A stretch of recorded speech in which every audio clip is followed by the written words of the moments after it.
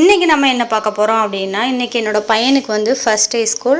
So lunch prepare பண்ணி கொடுக்கணும் அப்படிங்கிறதுக்காக ஸோ மத்தியானத்துக்கு நான் வந்து நெய்ச்சோறு பண்ணி கொடுத்துர்லாம். ஸோ வேலையும் கொஞ்சம் ஈஸியாக இருக்கும் அப்படின்னு சொல்லிட்டு அதை ப்ரிப்பேர் பண்ணேன். ஸோ அதுக்காக நான் வந்து இஞ்சி, தேங்காய் பால் எல்லாத்தையும் முதல்ல ரெடி பண்ணி வச்சுட்டு அதுக்கப்புறம் நான் வந்து கடகடன்னு செய்ய ஆரம்பித்தேன். ஸோ பெரியவங்க அப்படின்னா நம்ம எது பண்ணி கொடுத்தாலும் சாப்பிட்ருவாங்க.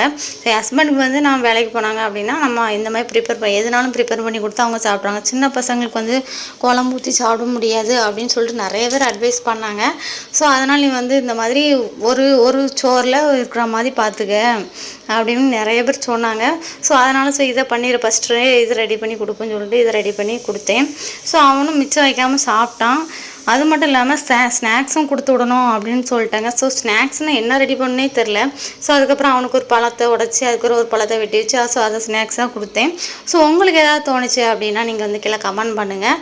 ஸோ அதையும் நம்ம வந்து ரெடி பண்ணுவோம் அப்படின்க்காக தான். ஸோ